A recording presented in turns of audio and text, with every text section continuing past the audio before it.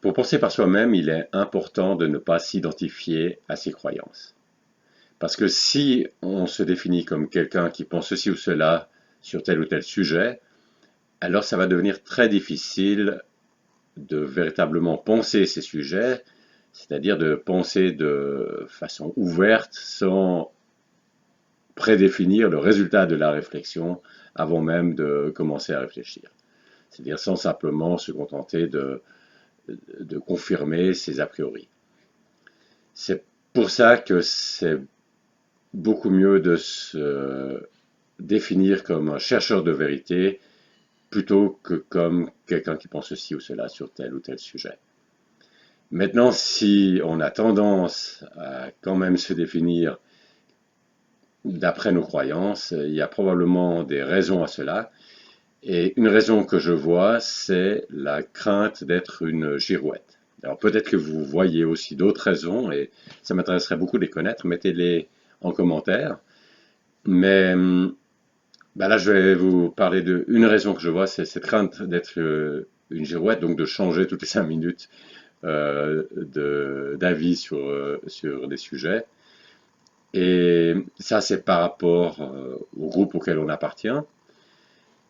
Mais je parlerai, cette question d'appartenance à un groupe, j'en parlerai plus en détail dans une autre vidéo, mais aussi par rapport à sa propre identité. Pour soi-même, on a un sentiment peut-être de manque d'ancrage si on change trop souvent d'opinion sur tel ou tel sujet. Et, et je pense que cette crainte d'être une girouette est une fausse crainte, une crainte qui n'est pas fondée, parce que en réalité, si vous pensez par vous-même, c'est-à-dire que vous réfléchissez sans définir a priori le résultat de votre réflexion, donc sans chercher simplement à confirmer vos a priori, puis qu'une fois que vous avez formulé un jugement, vous restez ouvert à la possibilité que ce soit faux, donc une nouvelle information, un nouvel argument vous modifie votre jugement, bien après un certain temps, ce jugement sur cette question spécifique aura été soumis à beaucoup de critiques potentielles. Et puis, ben, ça ne veut pas dire qu'il est forcément juste, parce qu'il se peut toujours qu'il y ait à l'avenir un nouvel argument, un nouveau fait qui vous conduira à modifier votre jugement. Mais quand même, la probabilité de le modifier devient plus faible si elle est déjà sortie victorieuse d'une longue période où elle était soumise à la critique. Et donc vous avez ici, vous aboutissez finalement à une robustesse assez naturelle, à comparer avec la rigidité très mécanique qu'il y a quand vous avez une idée sur un sujet et puis vous refusez simplement de le mettre en question. Tous les arguments ou les faits qui pourraient aller dans le sens contraire, on les met de côté.